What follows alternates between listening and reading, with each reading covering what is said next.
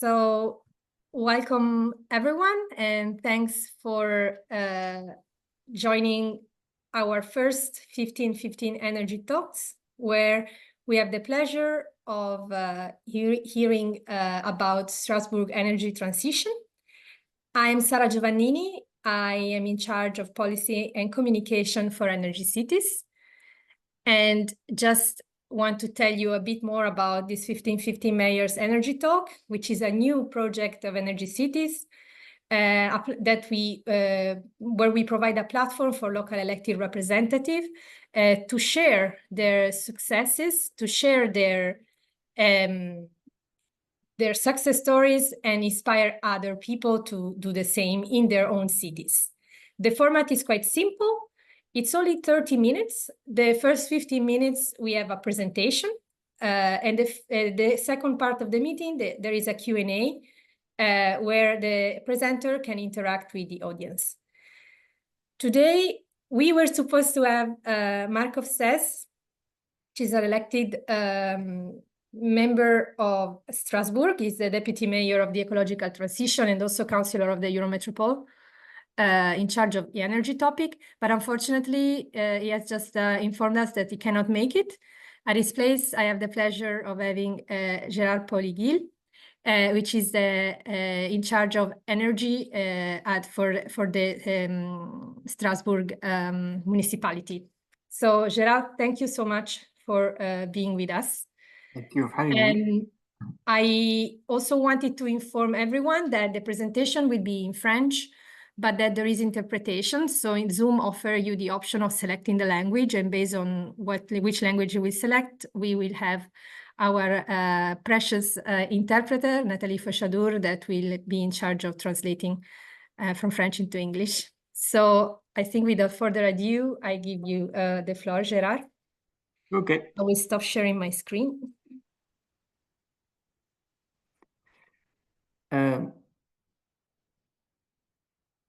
Okay, do you see my screen, Sarah? Is it good? Okay. Yes. Cool. So thank you for having me. So I will do this in French as Marc was supposed to do it. Donc tout d'abord, excusez Markov Sess parce qu'il a eu un empêchement de dernière minute, mais on va essayer de faire la même présentation que lui, qu'on avait préparé avec lui par rapport à la stratégie énergétique de l'Eurométropole et quelques éléments importants de dernières années. Du coup, on a l'objectif principal de la stratégie, c'est vraiment outiller le territoire afin de favoriser cette transition énergétique démocratique et ancrée localement. Donc, on a résumé tout ça en 3 grosses catégories en fait d'outils. Donc, tout d'abord, comment les énergies renouvelables doivent être un outil de résilience de la collectivité. Comment cette transition énergétique, elle doit se faire de façon démocratique, et puis comment on a besoin d'outils pour massifier la présence de ces énergies renouvelables. Et tout ça, ça se fait à partir d'un outil de planification qu'on appelle le schéma directeur de l'énergie, qui passe par 2 éléments clés, qui sont d'un côté réduire la consommation du territoire à la moitié, donc moins 50% de consommation, et aussi doubler en fait la capacité de l'énergie renouvelable installée localement afin d'atteindre cette neutralité carbone. Et pour construire ces schémas directeurs des énergies, on l'a fait bien sûr avec des experts, avec des bureaux d'études, etc. Mais aussi on a une démarche partenariale avec une contribution essentielle de ce qu'on appelle le Conseil de développement de l'Eurométropole de Strasbourg, qui est un groupe de citoyens et qui nous ont aidés avec les questions de sobriété et d'acceptabilité, surtout par rapport à la planification énergétique. Sorry, Gérard, if I interrupt you, but there is a problem with your audio. If you could adjust your microphone, we hear an echo. Okay,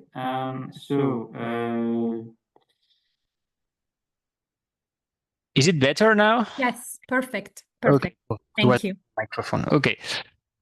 Du coup, si on revient au premier groupe d'outils, donc cet outil de résilience de la collectivité, l'élément principal qu'on veut mettre en avant, c'est la création d'une société publique locale qui s'appelle Strasbourg Énergie Renouvelable Eurométropolitaine, qui a par objectif, en fait, accélérer la transition énergétique du territoire sur le patrimoine foncier et bâti de la ville et leur métropole. C'est-à-dire solariser et faire développer des projets d'énergie renouvelable autres comme le petit hydro dans l'optique d'utiliser le patrimoine propriété de la ville et leur métropole pour faire ça. Et ça nous donne aussi d'autres avantages, c'est notamment la construction d'une expertise publique à l'intérieur de la collectivité. euh, et puis aussi, sécuriser un approvisionnement en énergie verte et locale à coût maîtrisé et prévisible. C'est-à-dire, on va prioriser l'autoconsommation individuelle et collective afin de réduire une facture énergétique qui vient du fournisseur classique du réseau et participer à des opérations d'autoconsommation collective afin de partager aussi cette énergie avec les gens qui sont autour de l'installation. Donc voilà, c'est une participation de la collectivité aux objectifs à travers une massification de la présence des énergies renouvelables sur son patrimoine. Et pour ça, on avait besoin de créer une société publique locale, chose qui a été faite il y a 2 semaines et qui va commencer à travailler pour atteindre ces objectifs. L'outil suivant, c'était la logique démocratique de la transition énergétique. Donc, l'idée, c'était vraiment que, notamment la présence de certains gros outils de production d'énergie renouvelable sur le territoire nécessite un accompagnement afin de s'assurer son acceptabilité. Et pour ça, on a 2 outils qui ont été créés récemment. Donc, d'un côté, on a Enerscope. Donc, Enerscope, c'est un espace de travail dans lequel on a mis ensemble autour de la table tout ce qui est les parties prenantes des gros projets énergie renouvelable, typiquement les unités de méthanisation, les photovoltaïques flottants, l'agrivoltaïsme, etc., qui suscitent des réactions auprès des associations environnementalistes ou bien des voisins ou bien des porteurs de projets énergie renouvelable, etc., afin de s'assurer d'avoir les meilleurs projets disponibles pour le territoire et que l'acceptabilité soit au rendez-vous en passant notamment sur la partage de la valeur. Donc cet espace de dialogue qu'on l'appelle Enerscope, ça fait 1 an qu'on y travaille et ça commence à donner ses résultats par rapport à un certain nombre de conditions et d'objectifs partagés entre tous ces acteurs que je viens d'évoquer afin de assurer une présence vertueuse des objets énergie renouvelables sur le territoire. Et d'un autre côté, on a aussi le Conseil territorial de transition énergétique, qui est un organe de débat sur les choix énergétiques stratégiques du territoire, et dans lequel on invite par ailleurs d'autres forces vives autour du sujet, donc le Conseil de développement que j'ai évoqué tout à l'heure, des citoyens, des énergéticiens, des chambres consulaires, etc.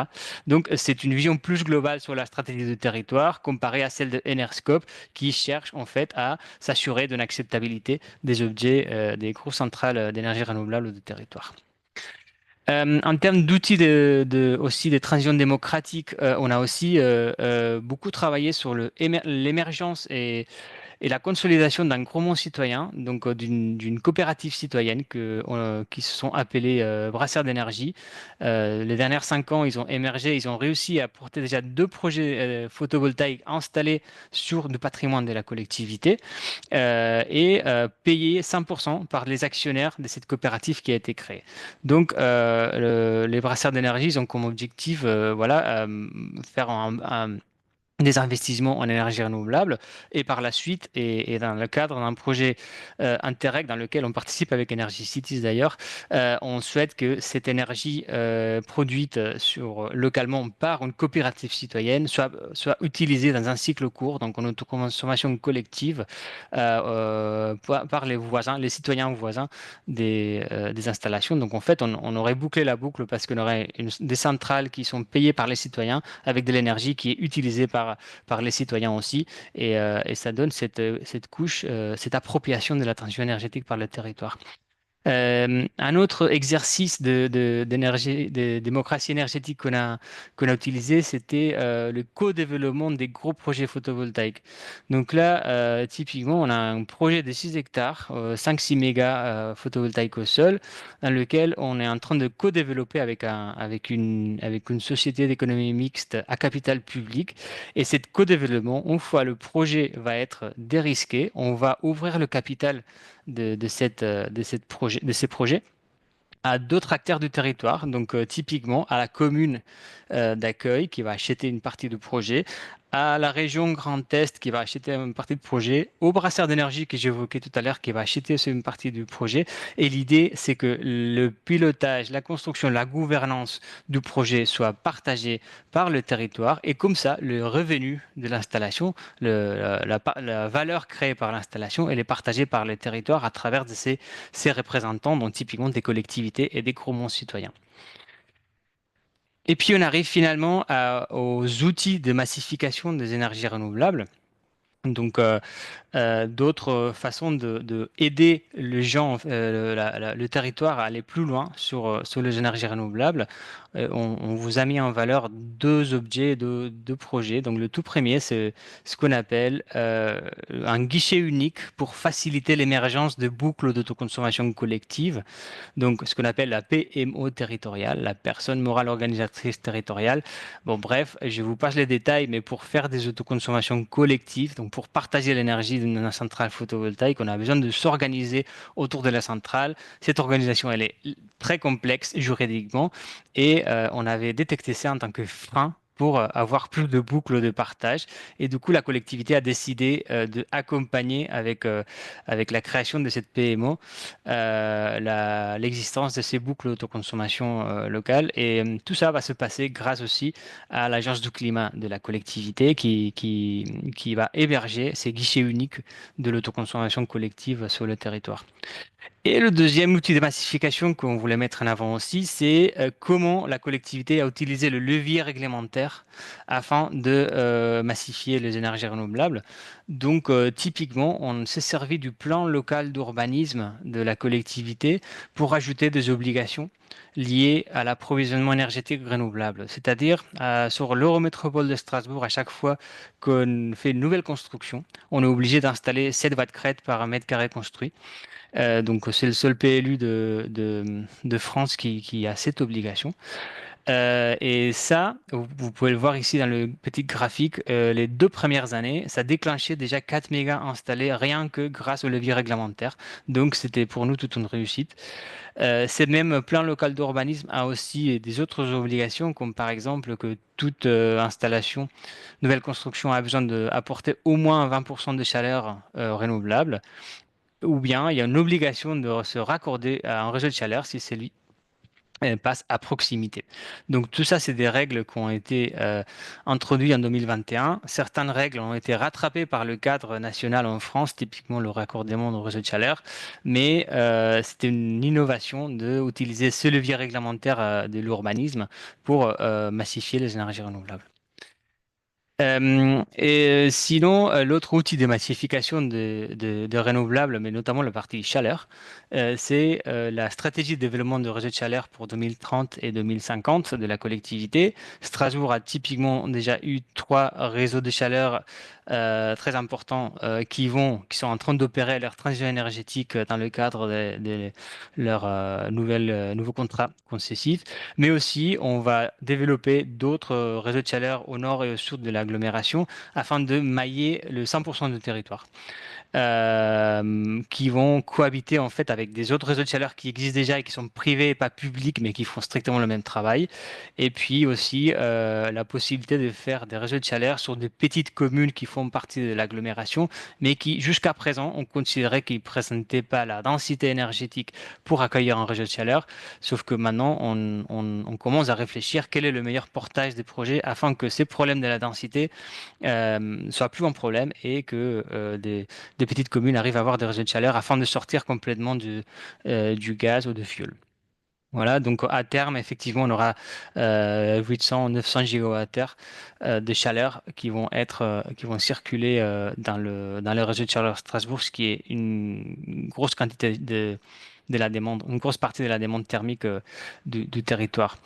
Le mix énergétique de cette stratégie de réseau de chaleur, il est aussi très intéressant parce que on va passer en 2030 à avoir un 85% de chaleur qui va être renouvelables et de récupération.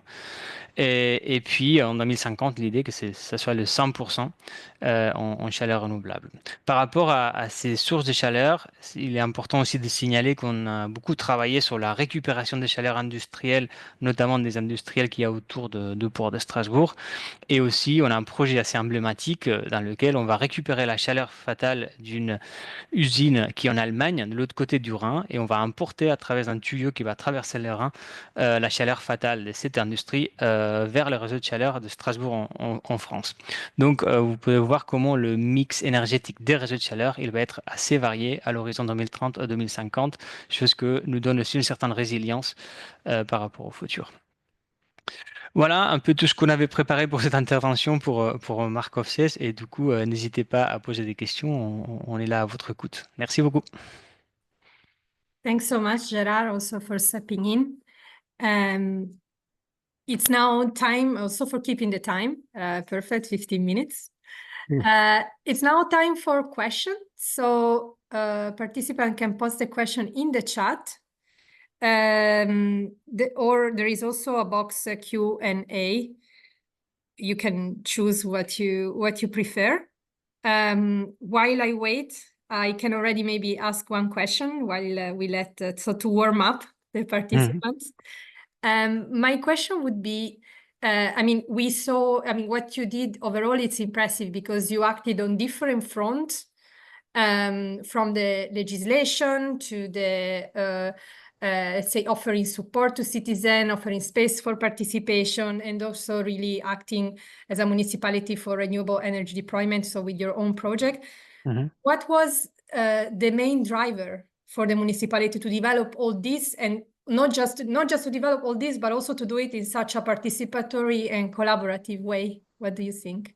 Do I answer in English or in French? As French, you wish. yes. Ok. Du coup, on va profiter de la présence de la traductrice.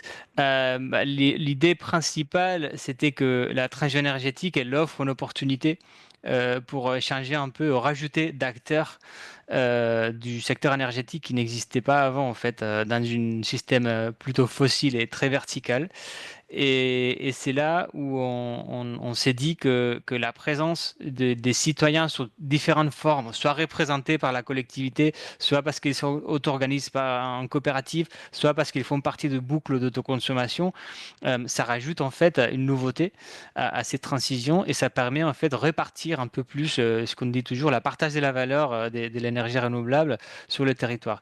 Donc je crois que ça c'était vraiment le principal driver de tout cet outillage qu'on vient de se dire, c'est-à-dire que tout le monde peut participer à la transition énergétique. Ce n'est plus une question de technicien ou d'expert qu'il est en fait en soi. Finalement, on a besoin d'experts, mais s'il n'y avait pas cette partage en fait des enjeux de la transition énergétique, il n'y aurait pas d'acceptabilité derrière. Et typiquement, si on pose l'exemple sur le photovoltaïque, on a des objectifs d'installer 1000 MW crête de photovoltaïque sur le territoire en 2050. 1000 MW, ça veut dire qu'il y a au moins 200-300 MW qui sont installés sur des gros objets. Et ces gros objets, c'est des objets qui, dans un territoire dense et très peuplé comme une métropole, posent des questions en général, sur leur présence, leur pertinence. Est-ce que c'est intéressant? Est-ce que les panneaux viennent de Chine? Vous connaissez un peu la musique. Et tous ces outils qu'on a présentés, ça peut servir en fait en tant que mécanisme d'appropriation en fait de la transition énergétique. Et c'est pas tout simplement un objet parachuté sur le territoire, mais c'était un objet qui était construit avec et pour le territoire. Thank you, Gerard. I see there are two questions in the chat. One is, l'Europe cherche actuellement à simplifier les autorisations pour les énergies renouvelables. Est-ce que un obstacle pour vous à Strasbourg? Et si oui, comment simplifier les octrois des permis? Ok. Du coup, on fait la différence entre les gros projets et le petit projet. Sur les gros projets, très clairement, on n'est pas au rendez-vous probablement sur la simplification du permitting parce que ça continue à être très long et assez lourd. Je dis pas que faut juste laisser tomber l'exigence sur les projets, mais dans l'absolu, en fait, aujourd'hui, faire un gros projet d'énergie renouvelable, c'est beaucoup de temps et beaucoup de risques juridico-financiers aussi, chose qui peut restreindre un peu l'attractivité et freiner les inerties. Donc, on n'a pas de recette magique par rapport à ça et je crois on a rien à proposer par rapport à cette streamlining du permitting des gros projets. Par contre, les petits projets en toiture pour les particuliers, etc., là, il n'y a pas de permitting associé côté État. Et du coup, c'est entièrement une question de bonne volonté ou des bons outils mis à disposition par les collectivités locales. Et c'est là où c'est intéressant parce que les collectivités locales, elles jouent un rôle qu'ils n'avaient pas avant. Mais maintenant, ils sont en capacité de faire la promotion de tout ça. Et c'est là où on essaye d'être un peu innovant et se dire quels sont les meilleurs outils pour accompagner et pousser les gens à s'installer des ENR, des énergies renouvelables chez eux. Et c'est pour ça qu'on trace des stratégies. Donc voilà, pour moi, il y a ces deux grosses différences. Les gros objets qui sont instruits par l'État, là, on n'a pas des miracles à faire et on en souffre comme tout le monde. Pour le petit, c'est là où on essaie d'innover avec une série d'outils pour accélérer la mise en place des projets énergie renouvelable domestiques. Thank you, Gerard. So I see another question. So the question is, what blockers did you meet while changing your PLU, Plan Local d'Urbanisme? What advice could you give to municipalities to invite them to change their Plan d'Urbanisme as well?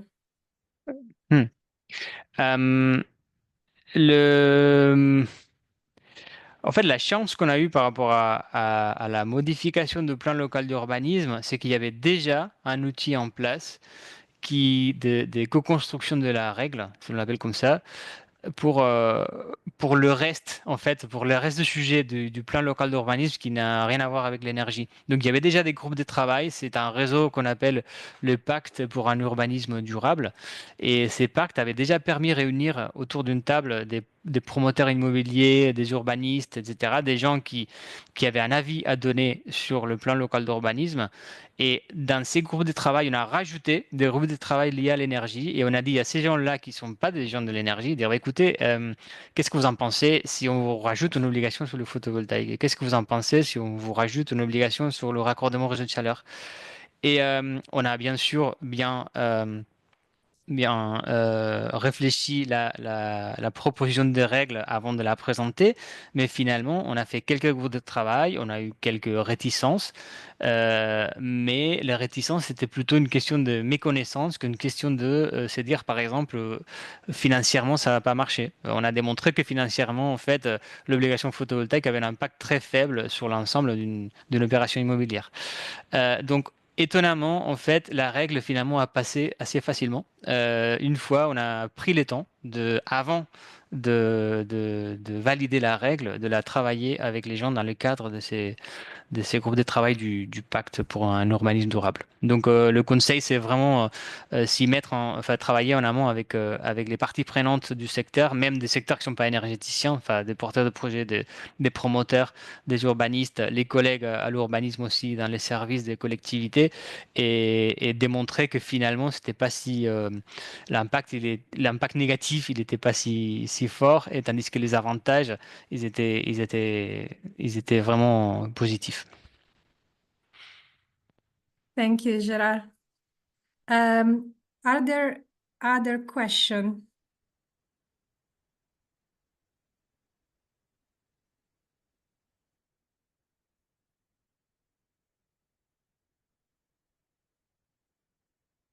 Okay, I see no more questions, but it's also good because we are actually approaching the end of the webinar. So thank you so much, Gerard, for your presence today. For information, this webinar will be, we will publish the recording of this webinar. You will find it in a couple of days on the website of Energy Cities. And so in case you have colleagues that were not able to attend, I will share with all the registered participants the link to the recording soon. If you have additional questions, don't hesitate to get in touch with me and I will be happy to pass them on to Gerard and his team.